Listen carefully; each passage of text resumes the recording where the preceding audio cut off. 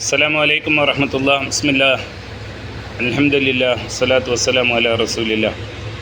ബഹുമാനപ്പെട്ട സഹോദരങ്ങളെ, സമസ്തക്കാരുടെ കളവുകൾ, മുജാഹിദുകളെ പറ്റി പറയുന്ന കളവുകളുമായി ബന്ധപ്പെട്ട് ഞാൻ 2 വീഡിയോ ചെയ്തിരുന്നു. ഒന്ന് ദിക്റുമായി ബന്ധപ്പെട്ടും ഖബർ സിയാറത്തുമായി ബന്ധപ്പെട്ടും.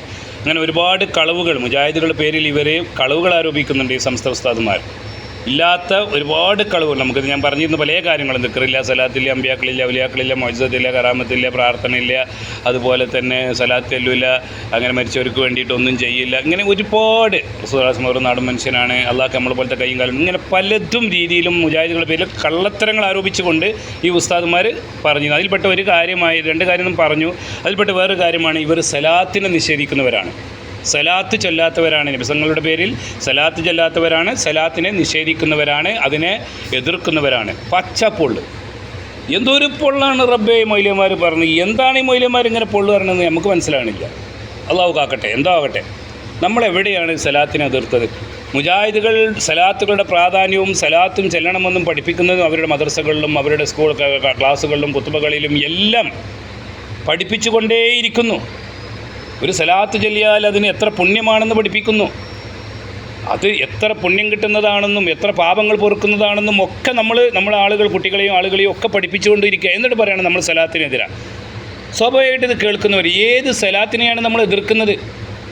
അതാണ്, നമ്മളെല്ലാ സലാത്തിനെയും എതിർക്കുന്നില്ല, നമ്മളൊരിക്കലും സലാത്തിനെ എതിർക്കുന്നില്ല. പക്ഷേ ചില സലാത്തുകളെ പറ്റി നമ്മൾ എതിർക്കുന്നുണ്ട്. അത് നരകത്തിലേക്ക് പോകുന്ന സലാത്താണെന്ന് പറയാറുമുണ്ട്. അവിടെയാണ് വിഷയം. ഈ ഏതാണത്? അതിനെ പറയുമ്പോൾ ഇവരെന്ത് ചെയ്യാണ്? മൊത്തത്തിൽ പറയാണ്.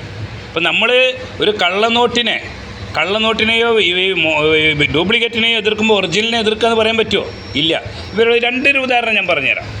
ഒരുപാട് ഉദാഹരണങ്ങളുണ്ട്. ഇപ്പം ഞാനൊക്കെ ഈ അഅ്ലമു സലാത്ത്, അതുപോലെ തന്നെ ഞാൻ ചൊല്ലിയിരുന്നൊരു സലാത്തായിരുന്നു നാരിയ സലാത്ത്, അഅ്ലമു സലാത്തൊക്കെ. അതിൻ്റെ ഒരുപാട് ഫായിദകൾ ആ 313, അന്ന് 313 എൻ്റെ ചെറുപ്പത്തിലൊക്കെ വല്യമ്മൊക്കെ പഠിക്കുമ്പോൾ 33 വകയുള്ളൂ. അപ്പോൾ ഞാൻ ഇങ്ങനെ അറബി മലയാളത്തിലാണല്ലോ, അങ്ങനെ വായിച്ചു നോക്കുമ്പോൾ എന്തെല്ലാം പ്രതിഫലങ്ങളാണ് ആ അഅ്ലമു സലാത്ത് ചൊല്ലിയാൽ ദുനിയാവിലും പരലോകത്തും ഇവിടെയൊക്കെ കിട്ടുന്നത്. നമ്മളിങ്ങനെ വായിച്ചു നോക്കും, ഇത് നല്ല എത്ര ഗുണമുള്ളൊരു സലാത്ത്. നമുക്കൊക്കെ ഒന്ന് കാണാപ്പാടായിരുന്നു, നമ്മളിങ്ങനെ ഇരുന്ന് ചെല്ലും, നമുക്കറിയില്ലല്ലോ. നമ്മൾ വിചാരിക്കുന്നത് റസൂലുള്ളാഹി സ്വല്ലല്ലാഹു അലൈഹി വസല്ലം പഠിപ്പിച്ചതാണ്, അള്ളാഹു പഠിപ്പിച്ചതാണ്, നബി തങ്ങൾ പഠിപ്പിച്ചതാണ്, സഹാബികൾ ചൊല്ലിയതാണ്, ഇമാംമാർ, മുൻകാല ഇമാംമാർക്ക്, അങ്ങനെയൊക്കെയല്ല നമ്മളിത് വിചാരിക്കുന്നത്. ഒന്ന് ആലോചിച്ച് നോക്കൂ, ആരാണ് ഇതിങ്ങനെ ഒരു സലാത്ത് ചൊല്ലിയാൽ ഇങ്ങനൊരു ഗുണം, ഇത്ര ഗുണം, പരലോകത്ത് ഇന്ന ഗുണങ്ങൾ അതിനുണ്ട്, എന്നിട്ട് ഇഹലോകത്ത് ഇന്ന ഗുണമുണ്ട്, ഈ സലാത്തിൻ്റെ ലഫ്ദുകൾ ഉച്ചരിച്ചാലെന്ന് നമുക്ക് ആരാ പറഞ്ഞു തരാനുള്ളത്? ആരാണ് ഇത് പഠിപ്പിച്ചു കൊടുക്കുന്നത്? പിശാചിൻ്റെ പണിയല്ലാതെ. അത് പറയാൻ ലോകത്ത് ഒരാളേ ഉള്ളൂ, മുഹമ്മദ് നബി സല്ലല്ലാഹു അലൈഹി വസല്ലം. ആ നബിത്തങ്ങൾ പറയണം അള്ളാഹിൻ്റെ വഹി അനുസരിച്ച്. എന്നാൽ അതിന് ആ രീതിയിലുള്ള പുണ്യമുണ്ട്. സലാത്ത് ഏതിനും എന്തുണ്ട്? സലാത്ത് ചൊല്ലുക എന്നുള്ളൊരു പുണ്യം കിട്ടും.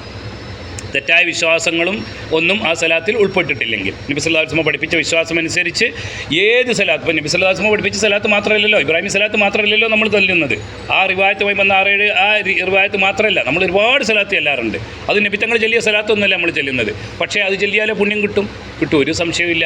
പക്ഷേ ആ സലാത്തുകൾ 4444 വട്ടം ചൊല്ലിയാൽ ദുനിയാവിൽ ഇന്ന ഒരു മുറാദ് ഹാസിലാകും, പരലോകത്ത് എനിക്ക് ഇന്നൊരു പ്രത്യേക പുണ്യം, അല്ലെങ്കിൽ ഈ ഔദർ കൗസർ കിട്ടും, അല്ലെങ്കിൽ അർശന തള്ളട്ടെ, അല്ലെങ്കിൽ ഇത്ര കൊല്ലത്തെ പാപം പുറത്തു വരും, അല്ലെങ്കിൽ ഇന്നൊരു പ്രശ്നം കിട്ടും, അല്ലെങ്കിൽ സ്വർഗ്ഗത്തിൽ ഇന്നൊരു പദവി കൂടുതലുണ്ട് എന്ന് പറഞ്ഞുകൊണ്ട് ഇങ്ങനെ ഒരു സലാത്ത് ചൊല്ലിയാലോ അവൻ നരകത്തിലേക്ക് പോകുന്ന സൽപ്പനിയാണ് ചെയ്ത്. കാരണം അള്ളാഹിൻ്റെ ദുനിയാവിൽ അത് പറയാൻ ലോകത്ത് പ്രവാചകന് മാത്രമേ അധികാരമുള്ളൂ. കാരണം ദീനിൻ്റെ വിഷയം പ്രവാചകൻ വഹീൻ്റെ അടിസ്ഥാനത്തിൽ പറഞ്ഞു തരണം.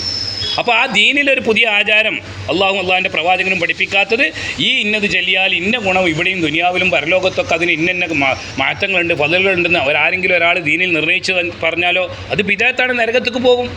അത് ഉള്ള ലഫ്ളിൽ ഉള്ളതാണെങ്കിൽ പോലും പാടില്ല. ഇതാണ് നമ്മൾ പറയുന്നത്. ഈ നാരിയ സലാത്ത് എന്ന് പറഞ്ഞാൽ 4400, നമ്മളൊക്കെ എത്ര ചെല്ലിയ 4444 വട്ടത്തിൽ ഇരുന്ന് ചെല്ലലും, 66 വട്ടം 310, ഇതിങ്ങനെ ഇരുന്ന് ചെല്ലല. വിസ കിട്ടിക്കോളും, അത് കിട്ടിക്കോളും, വിസ മുന്നേ പ്രശ്നം തീരും, അവിടെ പ്രശ്നം തീരും, ഈ പ്രശ്നം തീരും. ഇതൊക്കെ ആര് പ്രശ്നം തീരും? നമ്മളൊക്കെ വിചാരിച്ചു ഇതൊക്കെ സത്യമാണ്, കിതാബിലുള്ളതാണ്, നബിത്തങ്ങൾ പഠിപ്പിച്ചതാണ്, അള്ളാഹുവിൻ്റെ പ്രവാചകൻ പഠിപ്പിച്ചത്, സഹാബത്ത് ഉദ്ധരിച്ചതാണ്, ഇമാമാർ ഉദ്ധരിച്ചതെന്നല്ലേ നമ്മൾ വിചാരിച്ച് ചെല്ലണത്. ഇതൊക്കെ അവിടുന്ന് ഈജിപ്തിൽ നിന്ന് മൊറോക്കോ എന്നൊക്കെ ഏതെങ്കിലും ചങ്ങായിമാർ എഴുതിണ്ടാക്കി ഓൽക്ക് തോന്നുന്നത്, കോതൊക്കെ തുറന്നത് തൊള്ളക്ക് പാട്ട് എന്ന് പറഞ്ഞാൽ ഇത് എഴുതിണ്ടാക്കി ചെല്ലുക. എന്നിട്ട് പാവങ്ങൾ ഒറിജിനൽ സലാത്ത് ചെല്ലുന്നതിനെ എതിർക്കുക. അതില്ലാതെ ഈ വിശ്വാസം വെച്ച് ചെല്ലുക. എന്തിനിപ്പോൾ തെറ്റിൻ്റെ വചനങ്ങളൊന്നും ഇല്ലെങ്കിൽ, കുഫറിൻ്റെയും ഷിർക്കിൻ്റെയും തെറ്റായ കാര്യങ്ങളുടെയും ഖുർആൻ പഠിപ്പിച്ച ആദർശത്തിന് എതിരൊന്നും ഇല്ലെങ്കിൽ സലാത്ത് ഏതും ചെല്ലാം. പക്ഷെ അത് ചൊല്ലിയാൽ അതിന് ഇന്ന പുണ്യം ഇത്ര ചൊല്ലിയാൽ ഇന്ന പുണ്യം ഇവിടെ കിട്ടും, ഇത്ര പരലോകത്ത് ഇന്ന കൂലി കിട്ടും, ഇന്ന മുറാദാസിലാവും, ഇന്ന പ്രശ്നം ഇവിടെ തീരും, പരലോകത്ത് ഇന്ന പ്രശ്നം തീരും എന്നൊക്കെ ഒരാൾ വിശ്വസിച്ചിട്ട് ചൊല്ലിയാലോ അത് ദീനിൽ പുതിയ ആചാരം നിർണ്ണയിക്കലായി, മതകാര്യം നിർണ്ണയിക്കലായി, നരകത്ത് പോവും. ഏത് ദിക്ർ ഏത് സ്വലാത്ത് ചൊല്ലിയാൽ അതിന് ഇത്ര വട്ടം ചൊല്ലിയാൽ അതിന് ഇന്ന കൂലി ദുനിയാവിലുണ്ടെന്ന് പറയാനും പരലോകത്തിൻ്റെ പ്രത്യേക പ്രതിഫലമുണ്ടെന്ന് പറയാനും ദുനിയാവിൽ അതുവഴി എൻ്റെ ഇന്ന പ്രശ്നം തീരുമെന്ന് പറയാനും നിമിത്തങ്ങൾക്ക് മാത്രമേ അധികാരമുള്ളൂ. ഇതാണ് മുസ്ലിങ്ങൾ വിശ്വസിക്കുന്നത്. ഇങ്ങനെ ആയിരിക്കണം മുസ്ലിങ്ങൾ വിശ്വസിക്കേണ്ടത്. അല്ലാതെ തോന്നുന്നവർക്ക് തോന്നുന്നത് ദീനാക്കി കൂട്ടി അങ്ങനെ ഉണ്ടാവും. ഇതിനെയാണ് നമ്മൾ എതിർത്തത്. അപ്പോൾ തന്നെ നമ്മൾ സലാത്തിനെ എതിർക്കുന്നവരാന്ന് പറയാം. പിന്നെ പേര് സലാത്തിൽ ഈ കായ് ഉണ്ടാക്കണ പോട്ടെ, അത് പിന്നെ ഒരു കായ്ക്ക് വേണ്ടിയിട്ടാണ്. സലാത്തിനെ പോലും വിറ്റ് കായ് ആക്കണം മനുഷ്യന്മാർ. നിങ്ങളൊക്കെ കണ്ടിട്ടുണ്ടായിരിക്കും. ബക്കറ്റൊക്കെ അങ്ങനെ വെച്ച് ഉസ്താദ് ഇങ്ങനെ ഇരിക്കും, സല്ലല്ലാഹു അലാ ഇങ്ങനെ ഇതിൽ കൂടി വരി കേട്ടിട്ടില്ല നിങ്ങൾ? പുറത്ത് കിട്ടുമടിക്കുക ആ ബക്കറ്റ് അങ്ങോട്ട് കൊണ്ടേ മുഹമ്മദ് സല്ലല്ലാഹു അലൈ അത് അങ്ങോട്ട് കൊണ്ടിട്ടാ വസല്ലാം സല്ലല്ലാഹു അലാ അതാ അവിടെ വരെ വിളിക്കണം അങ്ങോട്ടേക്ക് മുഹമ്മദ്. കേട്ടിട്ടില്ല നിങ്ങളാരും? ഞങ്ങളൊക്കെ അള്ളാൻ്റെ പരീക്ഷണങ്ങളാണ് ഈ ഉസ്താദുമാർ. നമുക്ക് അവരോട് സഹതാപേ ഉള്ളൂ. നമ്മൾ ചീത്തയും തെറിയൊന്നും പറയുന്നില്ല. പക്ഷേ ഈ പാവപ്പെട്ട മുസ്ലിമീങ്ങളെ നരകത്തേക്ക് കൊണ്ടുപോകരുത് ഉസ്താദുമാരെ. കാരണം അള്ളാൻ്റെ പ്രവാചകൻ പറഞ്ഞ ഒരു വാക്കുകൾ സൂക്ഷിച്ചോളി. തഹത്തുസമായില്ല ആകാശത്തിൻ്റെ കീഴിലെ നികൃഷ്ടരായ ജീവികൾ ആരാ?